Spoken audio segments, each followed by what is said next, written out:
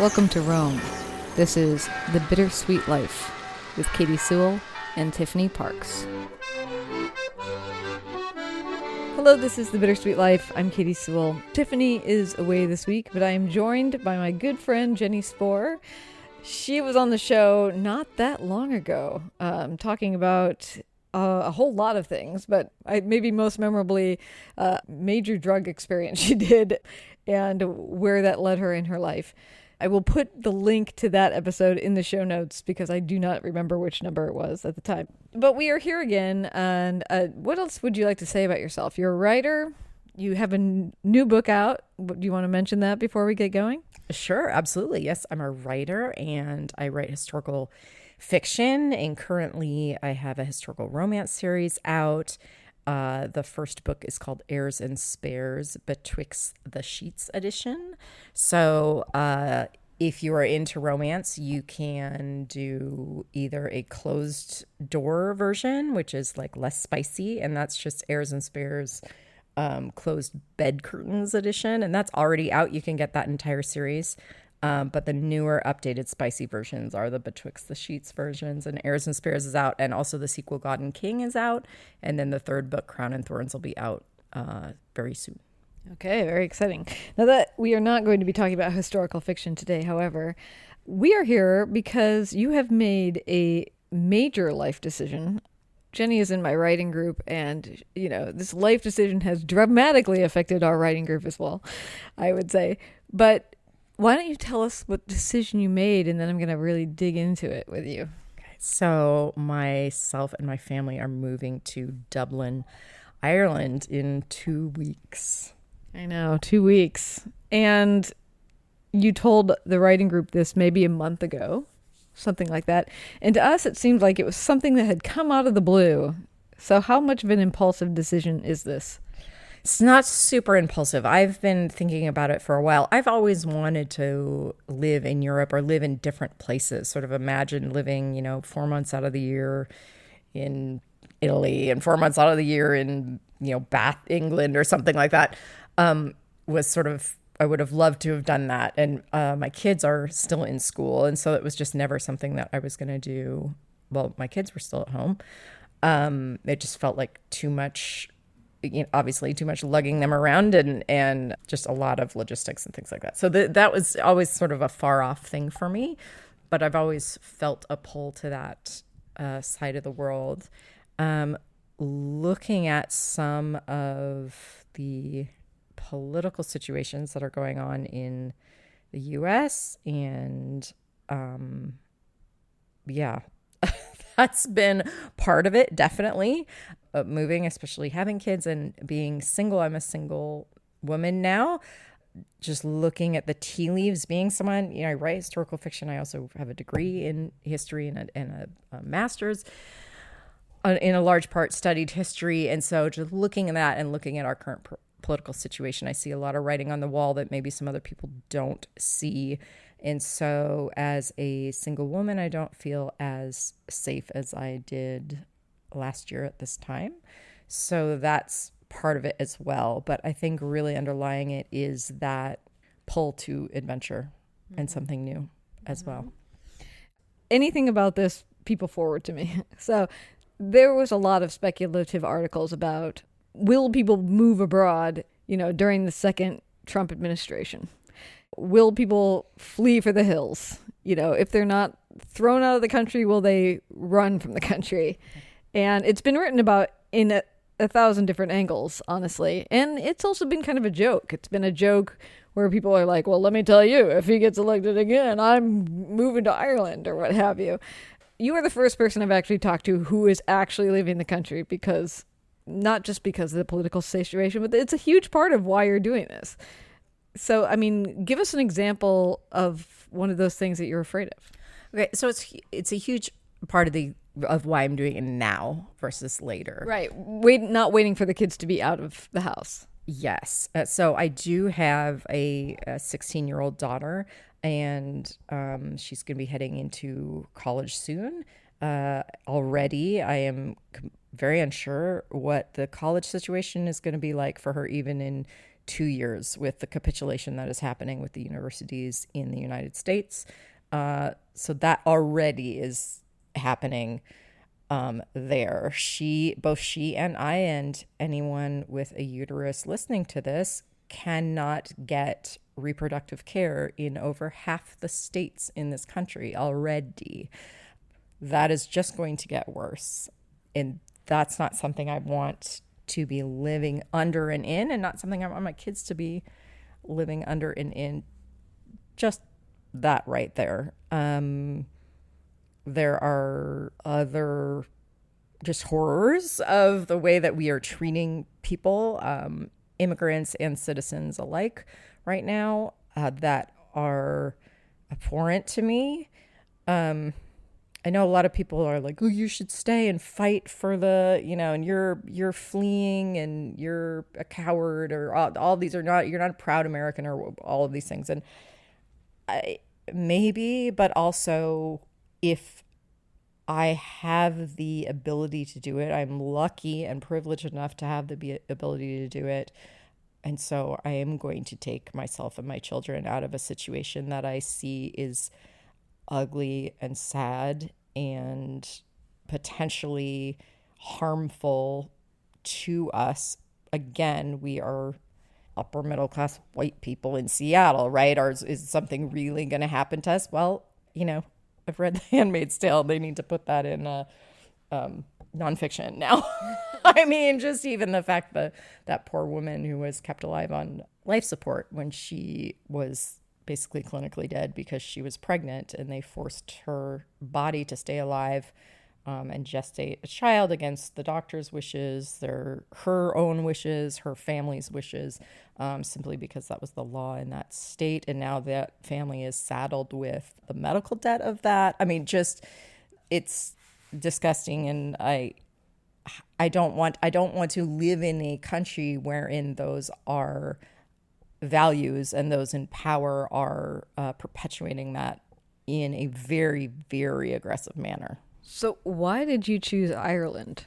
I've heard that Irish people hate it when you say this, but I'm part Irish. I am a little bit. My great grandfather, I believe, either great grandfather or great grandfather, was left during the potato famine. Like, we have all their records on that. So there is that. I've always been drawn to that part of the world. And England, I spent some time in England and Scotland and Wales. Like, just that whole area of the world has always been a draw to me. I'm definitely, again, ethnically from that region. I also like that it's part of the EU, which gives you a broader way to move around. And I like the culture and the story and the muse that Ireland is. Ireland has a particular muse for me as a writer, especially a historic author. Yeah, I love that. And it's green. I'm from Seattle, so just all of the green and the water, and it just, yeah. Have people asked you how much you've given, like, the idea of leaving here because of the politics that are happening now? Have people asked you how much you know about the politics that are happening in Ireland? Yes, and I've been following that fairly regularly as well once I started thinking about moving. And it's, they're having a housing crisis right now, just like a lot of other places in the world. That's a big thing with them right now. They're also having some issues with immigration as well, but tends to be around people of different ethnicities than white people.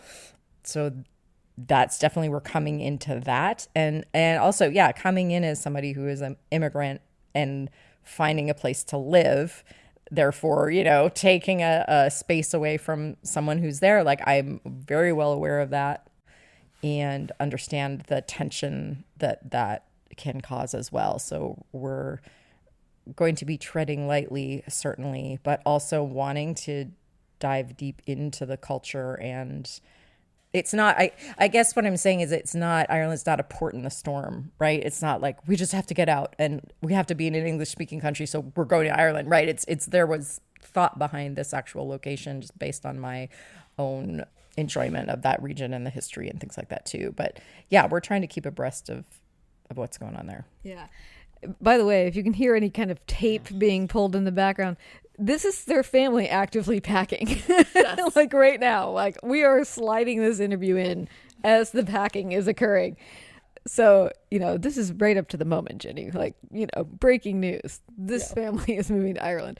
Okay, let's talk a little bit about the kind of unusual circumstance that you're going to Ireland in. On the last episode that you joined me on, we talked quite a bit about your divorce, which happened fairly recently. It's not like it happened 6 months ago, but it is fairly new. So what's going on? So, my ex-husband and I actually call him my husband, but I'm not sure if I talked about that on the other episode, but it's amicable. We don't live together well, which is ironic because we have 50-50 custody and he is moving with us as well. So we will be, for the first year, living in a house together, all four of us, which will definitely be interesting adventure as well. So yeah, it's amicable, but some of the reasons that we did not stay together are because the living together is hard. But I think there's a little bit, he actually sort of, because we're moving so soon, he's actually back in our house, our family house now as well. And there's been some readjustment, pains with that, definitely. But I think there is an interesting boundary now that is here because we're divorced. There isn't this sense of having to make the marriage work, along with all these other things. It feels a little bit more roommatey, and that you could be annoyed at your roommate and that's okay. And you'll get over it, versus like when you're married, it's like, no, we have to talk about this, that sort of a thing. So yeah. Well, I mean, so why? I mean, obviously, I understand that you're all going together because, another thing about waiting till the kids go away to college, say, is because then you can go do whatever you want. And it's not about like Jenny leaves to Ireland and takes the kids and, your poor ex-husband is here with no children anymore. So obviously, logistically, it makes sense for him to go so that he still is with the kids, like 50% or more, I guess, if he's living in the house of the time. But Ireland is your dream. Why is he willing to do this? Yeah, that is a hard rub. He would rather live in New Zealand, but he understands that New Zealand is not the best place to land with the kids the age our kids are, as far as sort of future, it's not as close traveling to other places, things like that. So that's kind of his thing.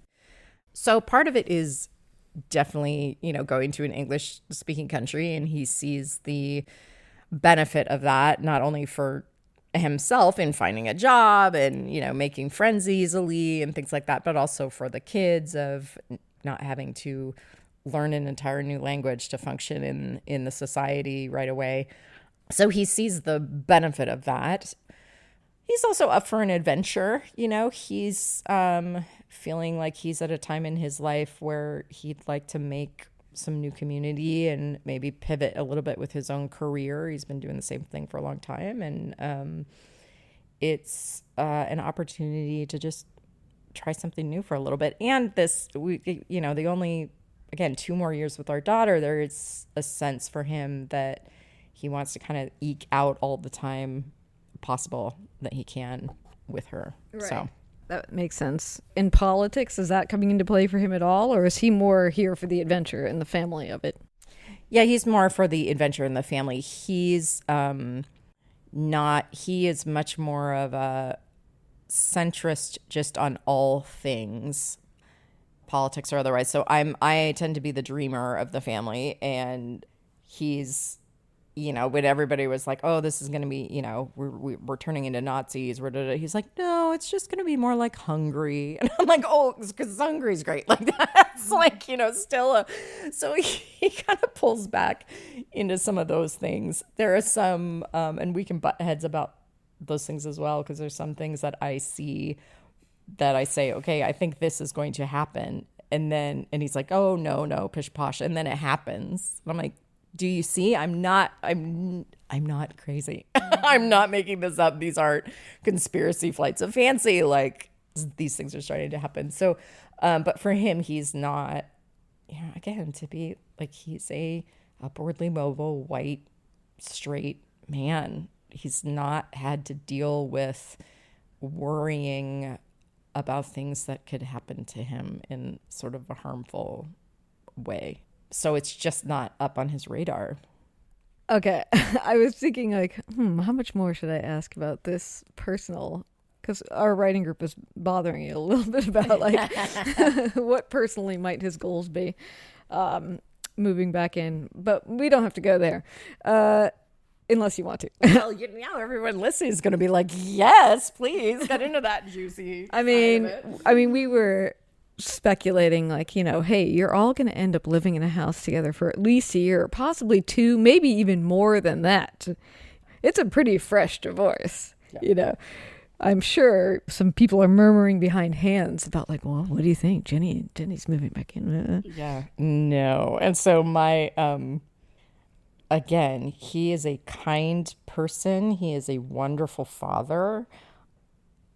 There's no way, unless the only way that we would get married again would be if it was for some political expediency. So again, if something like, I don't know, like if I couldn't maintain my own assets because I am not married, right? Which again, people are like, oh, that sounds crazy. I'm like, in my lifetime, I was not allowed to have a credit card if I wasn't, as a woman. Like, women were not allowed to have credit cards without men. So like within my lifetime. So I'm not, something like that, then we would, get married for that reason, but it would not be a romantic sort of growing old together sort of marriage. We are not, I've moved past that point in my life and with him, and we just do not work well together. We just don't work well together in a marriage anymore. I think we've just become different people. I think I've woken up more to my own individuality and spent a lot of my marriage thinking that it was my job to please another person, and that was my basis of life, was making somebody else happy, and that's what marriage is about. And it's not what marriage is about. It's not what life is about. And I feel as though I came to that a little late. And and if you're from his perspective, I'm sure he was and again, he was not a aggressively, patriarchal or anything like that. It wasn't like, oh, you cook me dinner or whatever. Like, it wasn't that thing. I kind of fell into it because I like cooking and he doesn't.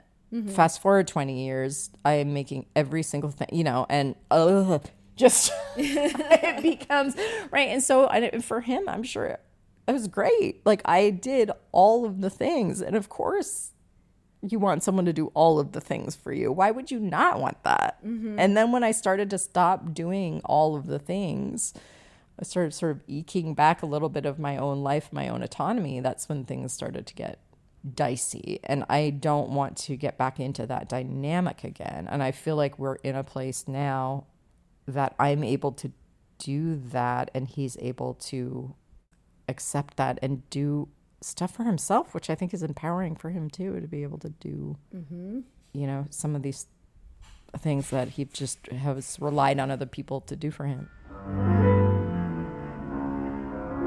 Hey, it's Katie from The Bittersweet Life. If you've ever found yourself smiling while you listen to our stories from Rome, or even tearing up during an interview that hits close to home, maybe you've paused to rethink what it means to live boldly or differently or abroad. If any of these are true, then you already know that this show matters to you. But here's the thing. This show doesn't happen by magic. The Bittersweet Life is powered by listeners just like you. We don't have a big production house behind us. All we have is passion, experience, and a deep love of telling stories and having conversations that resonate. And right now, we need your support. Just a few dollars a month, the cost of a cappuccino, can help us keep the episodes coming, to give you more honesty, more adventurous thinking, more connection across the world. So if The Bittersweet Life has ever made you feel seen, or helped you dream, or even kept you company on a long walk or a long flight, join us, support us. Because Conversations like these don't happen everywhere, and they only exist if you believe that they should. thebittersweetlife.net/support, or find links to donate in the show notes. Just a few more questions, and then my plan, by the way, for those of you listening, is to check back in with Jennie when she's over there and maybe give her a few months and then check in and see how it's going. Mm-hmm. If there are any regrets, what joys she's had. But I mean, okay, so you're going big on this decision. When Derek and I spent our year in Rome that started this podcast, we knew we were only going to be there for a year because that was the span of the fellowship that Derek had gotten. I mean, of course, by the end of that year, we were scheming about how we can stay longer, but, all of that didn't work out. So we were not homeowners. We had a rental apartment, but we convinced our landlord to sublet that apartment to another person who was also on a year contract. I forget where she was coming from, but somewhere international. She came over to do a year of fellowship at the University of Washington. So we basically switched places. And that required packing up some of our place, but we left some of our furniture in place for her, and we just removed all the really personal stuff. You, on the other hand, you do own a home. You're keeping the home, but you are stripping it of everything. Mm-hmm. So it seems like a much more like we are committing to this plan. I mean, I suppose if you were selling the home too, then it would seem even more dramatic. But like, what's your thinking about why you're going about it the way you are? Right. The part of it is a sense of having a foot. It's still back in Seattle, keeping the house, owning the house. It's also the housing market in Seattle is not fantastic. So if we sold our house and then moved back and tried to buy, and then at which point, he and I would be buying separate places or even renting separate places, that's a whole other hassle. I don't want to think about it at this point. It also gives us a place to go back to. Gives a sense of foundation for our kids too, that I think if we were selling the house, they might feel much more freaked out about the move. I mean, the plan is sort of, again, to get my daughter through the rest of high school, so 2 years, and then in 2 years we're going to reevaluate, see how is it going there, what are things like back home. Do we want to maybe move to a different country at that point? I'm not sure, but the sort of family agreement is that in 2 years we'll reevaluate. So we're definitely there for 2 years. It just comes down to cleaning the house out. It's like half the renters don't want furniture, blah, blah, blah. But then to store all of our furniture and calculating that out for 2 years versus buying furniture again when you get home, especially if we're going to be in a different place. It just makes more sense and there's nothing really, there's a couple pieces that I'm attached to, but other than that, most of it's just stuff we've kind of collected through the years. It's fun, that works for our house. And if we're not going to be in the house, then we'll get rid of it. Yeah. But I mean, it's a big step to be like, I'm going to get rid of all of my possessions. Yeah. Well, not all of them, but yeah, it is definitely, we are culling down to very small list of things for sure, especially just in Europe too. Everything's smaller there. I mean, as far as the houses and the bedroom sizes, just even that are smaller. So there's just not space for stuff. And then it's like, okay, well, how, like the kids' baby pictures and like artwork from preschool and stuff, like we're not going to ship that to Ireland. Like that's going to stay in storage and keepsakes for when they go to college or when they go and start their life. So things like that we're keeping. There's some heirloomy things from my grandparents and stuff that's going to go in that storage as well. So yeah, it does. But it also feels a little bit like a cleansing and a fresh start, a sort of, okay, now you can start over. And if there's space now for new things to come in, both physical objects as well as activities and relationships and community and adventures. Mm-hmm. It's cool. It's a lot. She is putting together a box right now of stuff that I'm taking to my house, including a sewing machine, which for whatever reason, and I don't know why, Derek wants. I have never seen him sew a thing ever. So that might be waiting for you when you come back. 2 years from now. All right. Well, before we leave it, is there anything else you really want to like put on the record or state here so that when we check back in like 3 to 6 months from now, we can kind of check in on the contrast? Interesting. Oh, that's a good question. I think what I'd want to, well, maybe I'd want to remind my future self that you're making this decision based on joy, and that as much as some of the context sounds like you're running from, you're actually running to. Mm-hmm. I like the distinction. Yeah. It makes you feel a little emotional when you say that, I feel. I can see it in your eyes. Yeah. Why is that a distinction so important for you to remember? Because we're not fleeing. I mean, this isn't, to go back to my relatives, this isn't the potato famine, right? Well, and that's a reminder as well. This isn't the potato famine. I'm not getting on a boat and never seeing people ever again who I've loved. And, that we have that privilege of being in a modern society where that's not as drastic a thing. But yeah, and then we're also not fleeing starvation. And, like I said, I am very aware of my privilege and my family's privilege. And so we're privileged to make this move at this time. And we're going to a new adventure and a new opening and a new world and new place, instead of getting out of Dodge before it's too late type of thing. And while that might be part of the timing reason, it doesn't negate the fact that I wouldn't be doing this unless I thought this was going to be a grand and wonderful adventure for my family and myself. Mm-hmm. Can I ask one more question that pertains to your daughter? Because she's going into her like final 2 years of school. And so like having been a teenager myself, it does feel like a dramatic decision to say, well, we will not be back before you are out of school. Mm-hmm. It would almost be, at least for me as the kind of like weird homebody type that I was around her age, it would have been more reasonable to say, we're doing this for a year and then we can evaluate whether or not we want to come home for your senior year. Like, why did you decide not to do that? There's